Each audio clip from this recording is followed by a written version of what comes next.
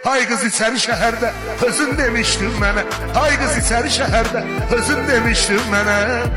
Ben sensiz olmadan kız qalası Xəzərsiz. Ben axı canımdan artıq, ben axı özümdən artıq dəyər vermişəm ona, o onu bildi dəyərsiz. Yaxşıdır deyirəm hələ, xatirələr qalıbdı.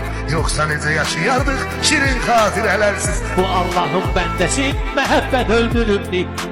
Vaxt gələr bala əlinin məzarında deyərsiz. Sen oyarsın yaşayıram, ben ondan qalan ölsəm. Sizə də vəsiyyət edirəm, yanında dəfn edersiniz. Ben onu meleği bilirdim, o giymiş iblis donu. Ona göre bu sevginin tez başa çattığı sonu. Ben içimin leki değişip onunla görerdim onu. Soruşardım onlardan bir necə siz ne tersiz. Ah deyirəm ağılsız, ah deyirəm cavanlıq. Hər gün başım duman idi, eləyirdim piyanlıq. Bir də ayıldım mənə, mesaj gəldi bir anlıq.